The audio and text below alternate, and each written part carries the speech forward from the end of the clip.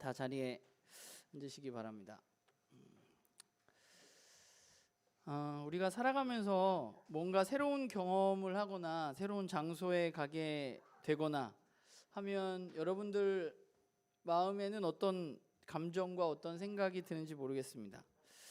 제가 작년 휴가 때 제주도를 갔었는데 그 숙소 인근에 굉장히 좋은 산책로가 있다는 사실을 알게 되었어요.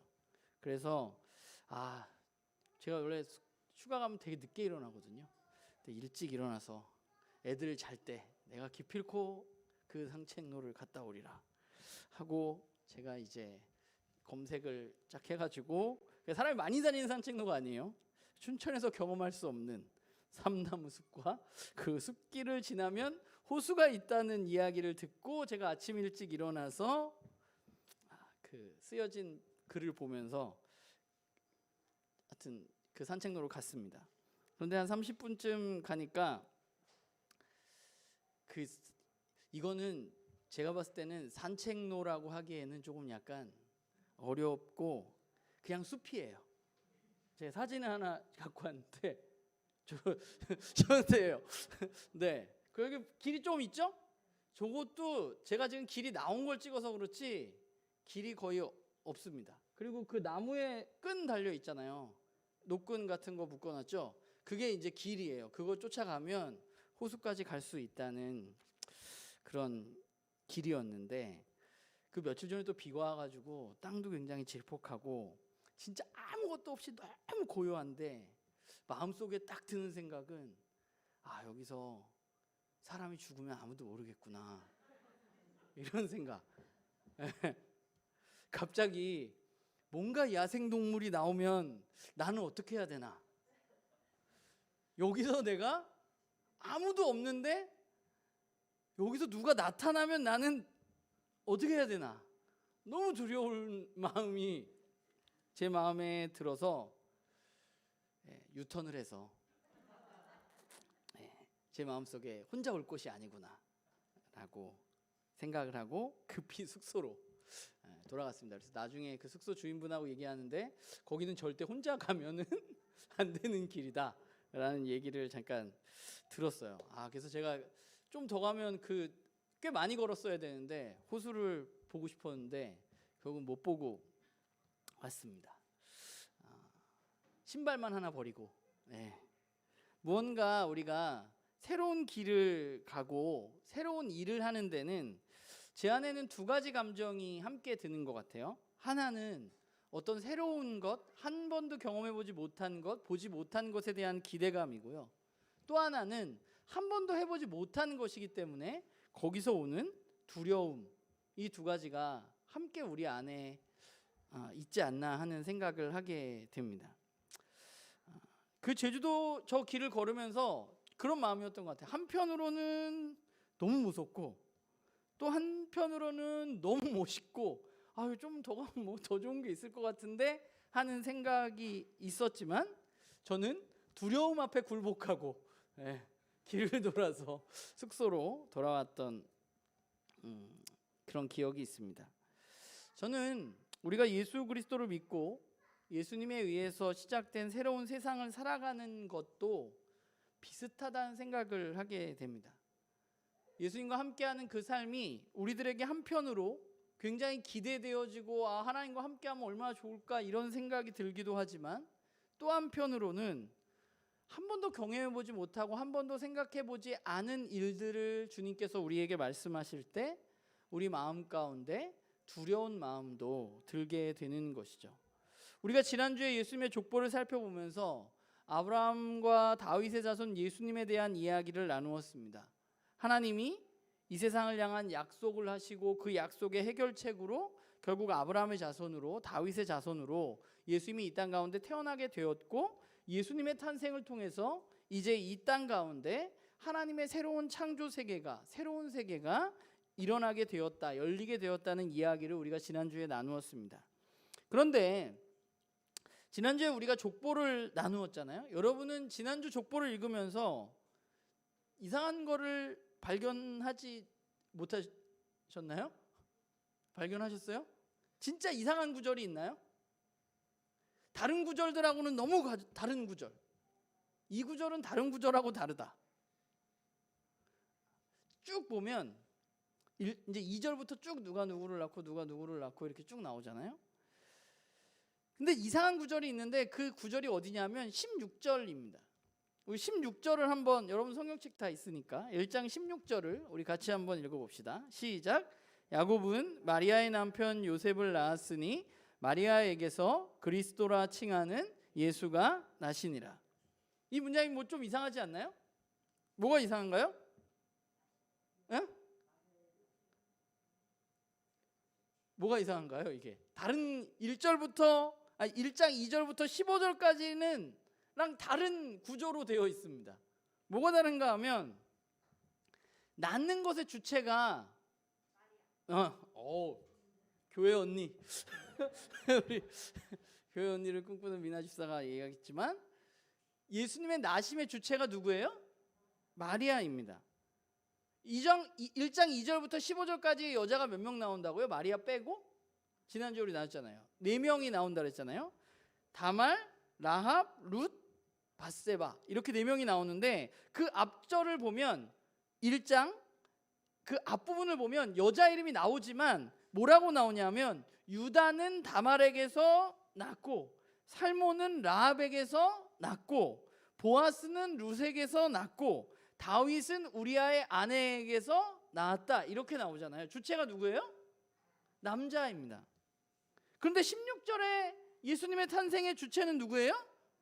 요셉이 아니라, 남자가 아니라 여자인 마리아입니다. 지금까지의 표현대로라면 원래 어떻게 써야 돼요? 요셉은 마리아에게서 그리스도라 칭하는 예수를 낳았다라고 적어야지만 1장 2절부터 15절까지의 적었던 글과 똑같이 쓰는 거죠. 그런데 마태는 그렇게 쓰지 않고 16절에서만 특이하게 요셉이 마리아에게서 낳았다는 이야기를 하지 않고 요셉은 누구예요? 마리아의 남편이에요. 그리고 예수님이 누구에게서 태어났어요? 마리아에게서 예수가 나왔다라고 말하고 있습니다. 그러면 요셉과 예수님은 어떤 관계인가요? 요셉과 예수님은 어떤 관계예요? 부자 관계이지만 사실 실질적으로 따지고 보면 요셉의 씨가 예수님에게 들어간 것은 아니죠. 예수님은 요셉이 낳은 게 아닙니다. 예수님은 마리아에게서 낳았다고 성경은 이야기하고 있습니다. 사실 오늘 우리가 읽은 1장 18절부터 25절의 본문은 이 16절 말씀에 대한 해설과도 같은 부분이에요. 그러니까 우리는 여러분들 제가 읽어오라 그랬지만 아무도 16절이 이상하다고 저한테 얘기를 안 했지만 읽었을 때 예민한 사람들은 왜 여기는 여자가 애를 딴 데는 다 남자인데 왜 여긴 여자냐? 라고 생각할 수 있잖아요. 이 16절 말씀에 대한 부연 설명이 오늘 본문이라고 할 수 있을 것 같아요. 왜냐하면 예수님은 아브라함의 자손 다윗의 자손인데 그러면 당연히 다윗의 자손이라면 예수님은 누구에게서 태어났어야 돼요? 요셉에게서 태어났어야만 합니다. 그래야 다윗의 자손이 되는 거죠. 제가 밀성군파 주부공 몇 대 손인지는 잊어버렸어요. 아무튼 몇 대 손이 되려면 우리 박중근 장로님에게서 제가 나와야 되는 거죠. 그래야지 제가 거기 족보에 들어가 있는 거잖아요. 예수님이 다윗의 족보에 들어가려면 예수님은 요셉이 아버지여야만 하는 상황이 일어나게 되는 거죠. 그런데 예수님은 요셉에게서 태어난 게 아니라 요셉의 씨가 아니라 마리아에게서 낳았다고 이야기하고 있고 우리가 교회를 좀 오래 다닌 사람들은 모두 다 잘 아는 예수님의 동정녀 탄생에 대한 이야기가 오늘 우리가 읽은 본문입니다. 마태는 예수님이 요셉의 아들이 아니라 누구에 의해서 잉태되었어요? 요셉에 의해서 잉태된 게 아니라 성령에 의해서 마리아에게 잉태된 분이라고 이야기하고 있습니다. 그러니까 상황은 이런 거죠. 마리아와 요셉은 약혼한 사이입니다. 근데 당시 유대 사회의 약혼은 우리는 요즘에 한국 사회는 약혼식을 잘 안 하지만 예전에는 했지만 요즘은 잘 안 하잖아요. 이 약혼식이 유대 사회의 약혼은 한국 사회의 약혼보다는 조금 더 결혼에 가까운 구속적인 그런 예식이었다 그래요. 그래서 약혼을 하면 한 1년 정도 후에 이제 같이 살게 되는데 둘이 약혼을 했어요. 근데 결혼이 가까워오고 있었는데 요셉에게 한 가지 소식이 들리게 된 거죠. 뭐예요? 마리아가 아이를 가졌다는 겁니다. 원래 이 상황이면 유대 율법으로 따지면 어떻게 되냐면 마리아가 뭘 한 거예요? 간음을 한 것이기 때문에 마리아는 죽는 것이 율법에 의해서 처분을 받는 것이 적절합니다. 그런데 요셉은 오늘 성경을 요셉을 뭐라고 말하냐면 의로운 사람이라고 말합니다. 요셉은 의로운 사람이었기 때문에 그렇게 율법의 처벌을 하지 않고 마리아에게, 자기가 사랑하는 여인에게 피해가 가지 않도록 조용히 이 일을 마무리하고자 했습니다. 그러니까 원래 요셉이란 인물도 그러니까 율법을 어긴 거예요. 요셉도 쉽게 말하면 율법을 어겨가면서 사랑하는 여인을 지켜주고 싶은 마음을 가지고 있었습니다. 그런데 그때 누가 나타나요? 하나님의 사자가 요셉에게 오는 거죠. 그래서 뭐라 그래요? 마리아 뱃속의 아이는 성령으로 잉태된 것이니 마리아 데려오는 것을 두려워하지 말고 같이 살아라 라고 말합니다. 저는 이 본문을 읽을 때마다, 저는 이제 남자잖아요. 내가 요셉이면 어떨까 이런 생각을 많이 해요. 이게 그냥 뭐 받아들여질 수 있을 만한 상황인가. 제가 봤을 때는 상식적으로 보자면 말이 되지 않는 상황인 것이죠. 내가 누군가와 약혼했는데 그 여자가 아이를 가졌고 꿈에 하나님의 사자가 나타나서 그 여자의 아이는 성령으로 잉태된 것이니까 네가 데리고 와서 같이 살아야 된다 라고 말하는 것, 상식적으로 잘 받아들이기 어려운 그런 일입니다. 동정녀 탄생에 대한 이야기는 당시에도 또 오늘날 우리들에게도 예수님을 믿는 것에 사실 이것 때문에 뭐 여기는 있는지 없는지 모르지만 걸림돌이 되는 분들도 있습니다. 사람들은 처녀가 그냥 임신을 한 것이 도저히 받아들여질 수 없다고, 이런 일은 있을 수 없다고 이야기합니다.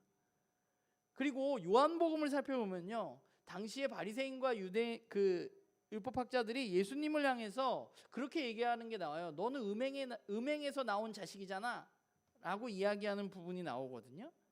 이 이야기가 나왔다는 건 뭐냐면 당시에 예수님의 탄생에 대한 이런 소문이 퍼져 있었다는 것이죠.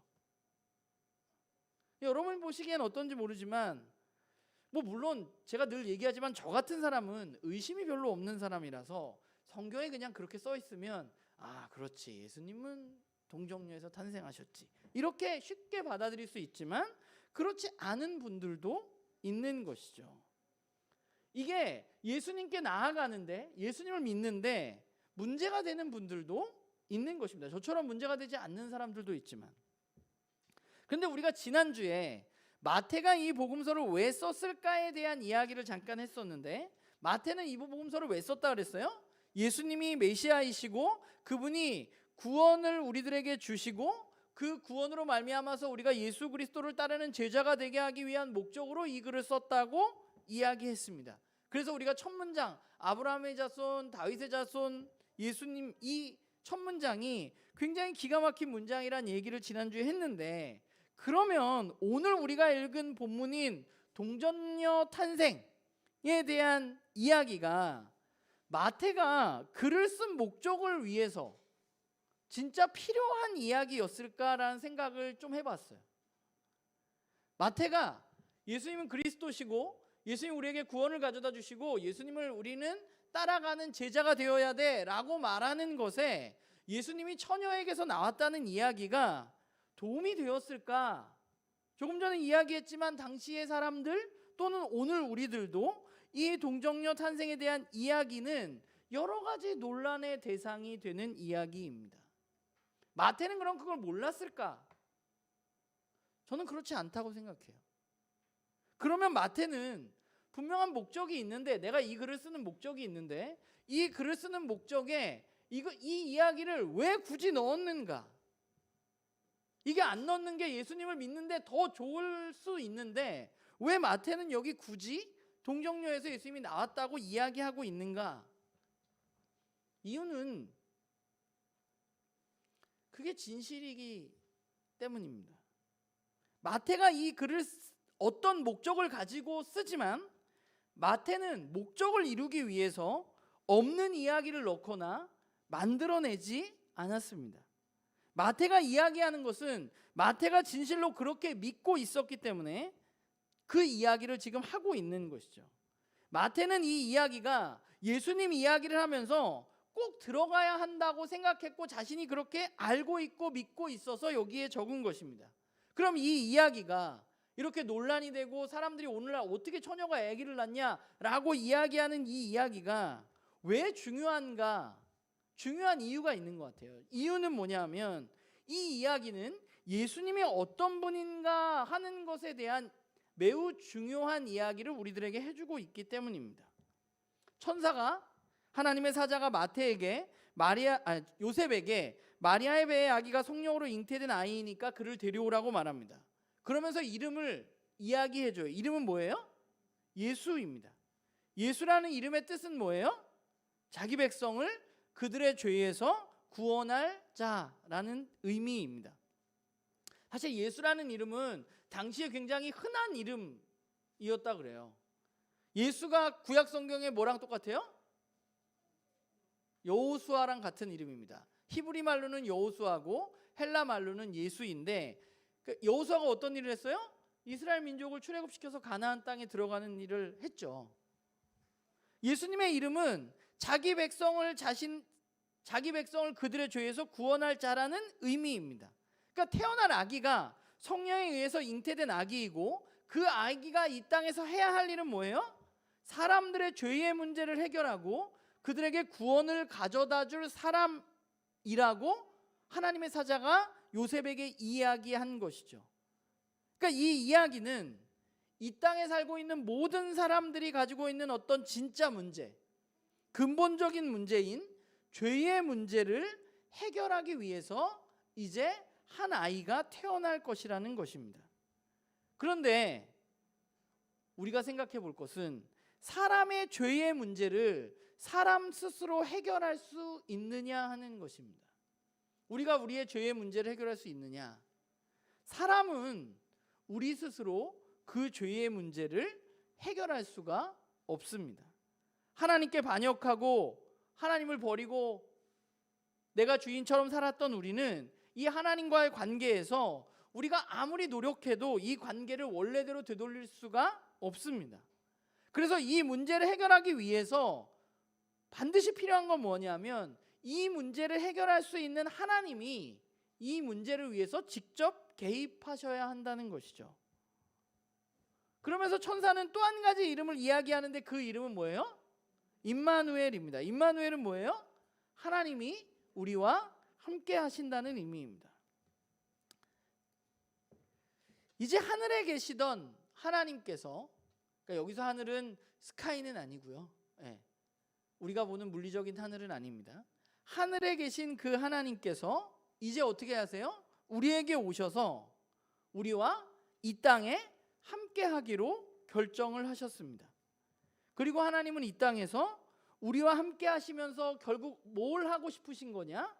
우리의 죄의 문제를 해결해 주시기로 하나님은 결정을 하신 것이죠. 그래서 하나님은 어떻게 하신 거예요? 그분이 인간의 몸을 입고 이 땅에 오신 것입니다. 아브라함도 실패하고 아브라함의 자손이었던 이스라엘이 실패했던 이 일이 이제 성공하기 위해서는 육신의 몸을 입고 오는 하나님이 필요하신 것입니다. 그러니까 우리가 이 동정녀 탄생의 이야기를 우리가 읽으면서 우리가 주목해야 할 것은 뭐냐면 많은 사람들이 예수님이 동정녀에서 태어났냐, 이게 가능하냐, 여기에 우리는 집중하고 있지만 성경이 우리에게 그걸 따져 물으라고, 그게 진짜인지 가짜인지 물으라고 우리에게 이야기하고 있는 것은 아니라는 거예요. 더 중요한 것은, 진짜 이 이야기에서 중요한 것은 뭐냐면 저와 여러분이 도저히 해결할 수 없는 죄의 문제를 해결해 주시기 위해서 하나님이 이 땅에 함께 하시기로 결정하셨다는 것입니다. 그게 중요한 거죠. 그분이 마리아에게서 동정녀로 탄생한 것보다 하나님이 어떠한 방법이건 간에 우리에게 찾아오시기로 결정하셨고, 하나님은 마리아라는 여자를 통해서 성령으로 잉태해서 이 땅 가운데 육신의 몸을 입고 오시기로 하나님의 방법으로 결정해서 그렇게 오셨다는 것이 중요한 것입니다. 이게 그냥 다윗의 자손 중에 요셉의 아들로서 예수님이 그냥 태어났다면 뭐가 문제냐면 죄의 문제를 해결해 줄 수가 없는 것이죠. 인간은 그 문제를 해결할 수 없기 때문에. 그래서 하나님은 그 문제를 해결하시기 위해서 이 땅 가운데 직접 오신 것입니다. 문제의 당사자인 하나님이 이 문제를 해결하고 싶으신 거죠. 여러분, 이 세상에 있는 여러 가지 종교들 중에 이런 신은 하나님이 유일합니다. 자신이 만든 피조물의 아픔을 위해서, 그 아픔의 문제를 해결하기 위해서 직접 그 피조물의 몸을 입고 이 땅에 오는 신, 자신이 만든 인간과의 깨어진 관계를 회복하기 위해서 이 땅에 인간의 몸을 입고 오는 신은 이 세상 어디에도 없습니다. 우리는 이 이야기를 읽으면서 예수님이 동정녀에서 태어난 게 맞냐 틀리냐, 이게 가능하냐 가능하지 않냐 집중할 것이 아니라, 우리는 하나님이 우리에게 오시기로 결정하셨다는 사실에 더 감격하는 것이 사실 이 본문의 의미를 더 잘 파악하는 거죠. 제 얘기가 뭐 동정녀에서 탄생하지 않았다는 얘기가 아니에요. 이 온 우주 만물을 지으시고 사람을 창조하신 하나님을 믿으면 성령으로 잉태해서 동정녀에서 생명이 새롭게 태어나는 것도 저는 당연히 가능하다고 믿습니다. 우리로 만드셨는데, 이 세상을 만드셨는데 뭐 그런 사람의 몸을 입고 이 땅 가운데 오는 게 그렇게 뭔가 문제가 있는 건가? 그걸 믿으면서 동정녀 탄생에 대해서만 유독 우리가 다른 잣대를 가지고 바라보는 것은 좀 잘못된 태도인 것 같아요. 그러니까 논란의 대상이 여전히 될 수 있지만 마태가 굳이 이 글을 여기에 쓴 이유는 하나님이 진짜로 그렇게 하신 분이라는 사실, 그리고 그분을 통해서 우리의 죄의 해결과 구원이 이루어졌다는 사실을 이루기 위해서입니다. 제가 예전에 뭐 풍삼초를 하거나 이런 이야기를 할 때 제가 있었던 얘기 가끔 하는데, 까치 얘기 가끔 하잖아요. 유정 기억 못 하는구나. 네. 제가 대학원 다닐 때 기억하시는 분도 있을 거예요. 바깥에서 제 동기 한 명이 애타게 저를 불러서 나갔더니 문제는 까치가 위에서 집에서 떨어졌는데 고양이가 까치를 공격을 하고 있었고, 얘는 까치를 너무 구해주고 싶은데 까치한테 가려고 그러니까 까치 엄마가 와가지고 넌 나한테 왜 오냐 이러면서 깍깍거려서 그 친구가 저를 부른 겁니다. 그래서 제가 그때 생각한 거예요. 어떻게 저 까치를 도울 수 있을까? 까치 엄마가 도저히 우리의 마음을 알지 못한다. 방법은 하나밖에 없다. 우리가 까치가 되어야 한다.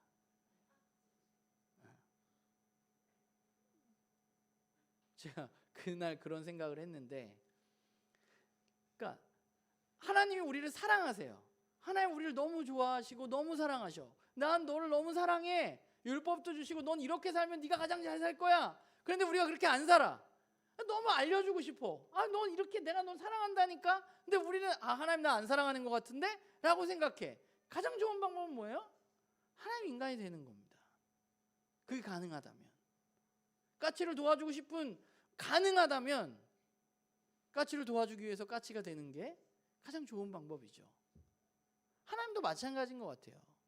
하나님 우리의 문제를 돕기 위해서, 내가 너를 너무 사랑해 라는 것을 이해시키기 위해서 하나님은 육신의 몸을 입고 이 땅 가운데 오신 것이죠. 근데 그런 생각을 할 수 있는 것 같아요. 굳이 그럼 육신의 몸을 입고 오셔야 되는가? 그냥 하나님이면, 전능하신 분이면 너희의 죄를 오늘부터 내가 사하겠다, 이렇게 해주시면 안 되나 생각할 수도 있습니다. 또는 아무도 모르는 이 마리아에게 나시지 말고 조금 더 영향력 있는 사람의 아들로 태어나셨으면 안 되는 건가? 라는 생각을 할 수도 있고요. 뭐 그런 생각을 하는 거죠. 유명한 철학자인 슈안 키에르케고르가 이런 말을 했어요. 예수님이 마리아에게서 육신의 몸을 입고 날지 않고 예수님이 매우 희귀하고도 엄청나게 거대한 초록 새로 예수님이 이 땅 가운데 오셨으면 오히려 사람들은 그 예수님을 더 잘 믿었을 거다. 우리의 지적 욕구가 더 충족됐을 거다라고 말했어요. 왜냐하면 지금까지 없는 거니까. 근데 예수님은 너무 평범하게 그냥 우리의 육신의 몸을 입고 오셨어요. 좀 다르게 뭔가 다른 능력을 가지고 어벤져스처럼 뭔가 그렇게 오셨으면 우리가 더 잘 믿었을 텐데 그런 게 아니라 예수님은 그냥 너무 평범하게 이 땅 가운데 육신의 몸을 입고 오신 거예요. 왜 하나님은 그렇게 하셨는가? 왜 하나님은 성령으로 잉태하셔서 그것도 이 땅에 그것도 보잘것없는 나사렛이라는 한 마을에 요셉과 마리아라는 두 청년을 통해서 이 땅 가운데 오셨는가? 전 잘 모르겠어요. 그게 그냥 하나님의 방법이에요. 하나님 그렇게 하셨어요. 하나님의 방법은 조금 전에 얘기해 저는 조금 더 대단한 인물로 예수님이 왔으면 예수님을 더 많은 사람이 믿지 않았을까라고 생각해요. 그게 제 생각이에요. 그런데 하나님의 생각은 우리의 생각과 다릅니다. 우리가 이렇게 오셨으면 우리가 더 잘 믿었을 텐데 하나님이 그렇게 오셨으면 더 많은 사람들이 예수님을 알았을 텐데 이렇게 이야기하지만 그건 그냥 저와 여러분의 생각이에요. 하나님의 방법과 하나님의 생각이 아닙니다. 이제 이 땅 가운데 예수님을 통해서 새로운 세상을 시작하시는 그 하나님은 우리에게 우리가 납득하고 이해할 만한 그런 방법으로 그 일을 이루어 가시는 게 아니라 하나님의 방법으로 이 땅 가운데 오신 것이에요. 우리는 예수님에 의해서 깨어진 이 세상에 새롭게 시작된 세상을 1차적으로 하나님이 그렇게 주도적으로 하나님이 이 땅 가운데 오시기로 결정하셔서 그렇게 오셔서 그 일이 가능했다는 것을 좀 기억할 필요가 있습니다. 나의 죄의 문제 해결이 그 하나님의 새로운 세상이 내 노력으로 해결되어질 수 있는 것이 아니라 그분이 직접 육신의 몸을 입고 이 땅 가운데 오시기로 결정하셔서 가능한 일이라는 거죠. 그분이 저와 여러분을 너무 사랑해서 육신의 몸을 입고 그 문제를 해결하기 위해서 여기 오신 것이죠. 그런데 또 하나 중요한 것은 그 하나님의 일하심 가운데 그 하나님의 새로운 세상이 일어나는 것 가운데 생각지도 못한 방법으로 하나님은 일하신다는 것이고 그 생각지도 못하는 일하심 가운데 그 하나님의 일하심에 대한 두려움을 극복한 사람들을 통해서 그 세상이 이 땅에 시작되어진다는 사실도 우리는 기억해야만 합니다. 아까 제가 얘기했잖아요. 요셉과 예수님은 원래 무슨 관계예요? 원래 아무 관계가 아닙니다. 예수님은 약혼자 마리아의 아들이니까 요셉하고는 상관이 없습니다. 결혼을 안 했으니까. 그러면 요셉이 왜 중요한가요? 영원하고 전혀 새로운 나라를 시작할 그분이 다윗의 자손에서 오실 거라고 하나님이 약속을 했기 때문이에요. 요셉의 씨가 아니기 때문에 예수님은 원래 다윗의 자손이 아닙니다. 그러나 요셉은 어떻게 했어요? 마리아를 받아들였어요, 아내로. 그래서 마리아에게서 난 그 아들을 어떻게 했어요? 자신의 호적에 이름을 넣었어요. 이게 요셉의 결단이고 이 결단을 통해서 어떤 일이 일어났어요? 예수님은 다윗의 자손이라는 정체성을 갖게 되신 것이죠. 제가 말씀을 준비하면서 생각했던 것 중에 하나가 하나님의 사자가 요셉에게 뭐라고 말했냐면 아내 데려오기를 무서워하지 말라라고 이야기했습니다. 그런데 누가복음에 보면 가브리엘 천사가 마리아에게 네가 이제 성령으로 잉태해서 아들을 낳을 거야라고 이야기하면서 뭐라고 이야기하냐면 마리아야 무서워하지 말아라 라고 말합니다. 왜 무서워했을까? 라는 생각을 해봤어요. 왜 뭐가 무서웠기 때문에 천사는 그들에게 두려워하지 말고 무서워하지 말라고 이야기했을까? 아까 제가 처음에 이야기했지만 언제나 내가 생각해 보지 못한 방법, 어떤 새로움은 우리의 삶에 두려움을 갖게 합니다. 그것도 지금까지 전혀 경험해 보지 못한 일이 내 삶에 일어난다는 것은 그야말로 무섭고 두려운 일입니다. 제가 그 숲길을 걷는 것보다 훨씬 더 저는 두려운 거라고 생각해요. 저는 우리가 예수님에 의해서 시작된 새로운 세상을 살아가는 것도 마찬가지라고 생각해요. 우리가 발딛고 있는 땅의 나라에서 예수님이 이 땅 가운데 이루신 그 하나님 나라를 살아가는 것은 너무 신나고 즐거운 일이기도 하지만, 그래서 기대도 되지만, 그러나 그야말로 두려운 일이기도 한 것이죠. 왜냐하면 그 나라의 삶은 우리에게 전혀 다른 삶의 방식을 요구하고 한 번도 생각해 보지 못했던 일들이 내 삶 가운데 일어나기 때문이에요. 요셉과 마리아처럼 한 번도 생각해 보지 않은 하나님의 방법으로 하나님이 갑자기 나타나셔서 성령으로 너에게 잉태될 거야 라고 한 여자에게 이야기했고, 그 성령으로 잉태된 여자를 데려오라고 남자에게 이야기했던 것입니다. 오늘 하나님은 우리에게도 동일하게 말씀하세요. 우리의 생각과 우리의 방법이 아니라 우리가 생각하지 못한 방법, 하나님의 뜻과 하나님의 방법으로 우리에게 끊임없이 이야기하십니다. 그래서 우리가 두려운 거예요.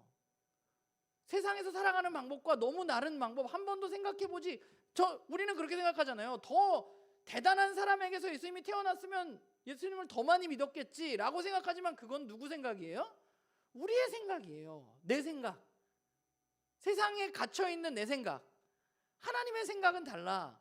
근데 하나님이 우리에게 내가 생각하고 있는 것과 전혀 다른 생각을 심어주셨을 때 우리는 그것이 두려운 거죠. 내 배에서 내가 성령으로 잉태가 일어난다고? 그 여자를 데려와서 같이 살아야 한다고? 그 아들을 내 호적에 들여야 한다고? 두려운 것이죠. 오늘 우리에게도 세상 방법과는 다른 삶을 살라고 하나님 끊임없이 이야기하세요. 그래서 우리는 두려운 거예요. 세상에서 뒤처질까 봐. 하나님의 방법으로 살면, 하나님의 말씀대로 살면. 그러나 그 새로운 세상이 이 땅 가운데 시작되어지고 이루어져 가기 위해서는 뭐가 필요하냐? 하나님의 전적인 일하심이 필요하지만 또한 그 하나님의 일하심을, 그 두려움을 극복하고 아멘으로 받아들인 사람들에 의해서 그 나라가 이 땅 가운데 세워져 가는 것이죠. 두려워서 저처럼 아까 그 숲길에서 그냥 뒤돌아가지 말고 우리는 그 두려움을 극복하고 그 나라의 삶이 얼마나 놀랍고 영광스러운 것인지를 우리는 순종하는 마음으로 누려야 하는 것이죠. 두려움에 좌절한 사람들이 아니라 두려움을 극복한 사람들을 통해서 그 나라는, 그 새로운 세상은 이 땅에 세워져 가고 확장되어져 가는 것입니다. 그래서 우리는 기억해야 돼요. 뭘 기억해야 되느냐? 저와 여러분에게 진짜로 하나님이 함께 하신다는 사실을 우리는 기억해야만 합니다. 그냥 임마누엘이 아니라 진짜 저와 여러분의 삶에 그분이 계시다고 우리는 믿어야 합니다. 이 자리에만 아니라 내일부터 우리가 월요일 아침부터 우리가 겪게 되는 직장에서의 나의 자리에서, 또 가정에서의 나의 자리에서 하나님이 진짜 함께 하신다는 사실을 우리는 기억해야만 돼요. 그분은 그러려고 이렇게 어렵게 오신 거예요. 우리와 함께 하시기 위해서. 우리는 그렇기 때문에 그 함께 하심을 기억하고 함께 하심을 누려야만 합니다. 그리고 또 하나는 우리가 결단해야 할 부분들이 있습니다. 하나님이 함께 하시는 그 삶이, 우리는 하나님 함께 했으면 좋겠다, 하나님 봤으면 좋겠다, 하나님 음성을 들었으면 좋겠다 생각하지만 하나님과 함께하는 그 삶이 우리에게 세상에서 우리가 일반적으로 살아가는 삶과 그 방법과 너무 달라서 우리에게 두려움을 가져올 수밖에 없지만, 그러나 우리는 그 두려움에 굴복당할 것이 아니라 오늘 말씀에서 요셉이 두려움이 있었지만 천사의 말을 듣고 어떻게 했어요? 잠에서 깨어서 주의 사자의 분부대로 행했던 것처럼 우리도 하나님의 말씀을 성경을 통해서 읽는다면 우리도 하나님의 말씀을 따라서 행동해야만 하는 것이죠. 두려움 때문에 말씀대로 순종하지 못하는 삶이 아니라, 두려움 때문에 하나님이 함께하는 삶을 놓치는 삶이 아니라, 두려움을 극복하고 말씀에 순종해서 이미 시작된 그 새로운 나라를 누리는 것, 그것이 바로 저와 여러분이 해야 할 일인 것입니다. 이제 예수님에 의해서 그 하늘나라가 이 땅에 내려와서 임했습니다. 저와 여러분은 그 사실을 믿는 사람들이에요. 그러면 이제 우리는 어떻게 해야 되느냐? 땅의 백성으로 살려고 애쓰지 말고, 두렵지만 그 두려움을 극복하고 땅에서 하늘 백성으로서의 삶을 사는 그런 우리 모두가 되기를 주님의 이름으로 부탁을 드립니다. 그리고 또 한 가지, 제가 아까 그 숲길에서 그 숲길을 소개해 주셨던 그 주인 아주머니가 저한테 그러셨거든요. 거기는 혼자서 가는 길이 아니에요. 주님과 함께하는 이 길은 혼자서 가기에는 너무 버겁고 너무 두려운 길입니다. 그래서 그 아주머니가 저한테 그랬어요. 아니 왜 아내분하고 같이 거기를 혼자 갔냐고. 애들이 자니까 혼자 갔죠. 저는. 우리도 그 길을 내가 잘 갈 수 있을 것 같지만, 그 두려움을 잘 극복할 수 있을 것 같지만 너무 두려워요. 제가 아내랑 같이 갔으면 아마 끝까지 갔을 수도 있어요. 우리가 그래서 교회로 있는 거예요. 그 두려움을 극복하고 이 길을 끝까지 걸어가기 위해서 내 옆에 있는 지체들이 함께 있다는 사실을 기억하고, 나 혼자가 아니라 함께 우리 그 길을 끝까지 두려움을 극복하고 걸어가는 그런 우리 모두가 되기를 간절히 소망합니다. 기도하겠습니다.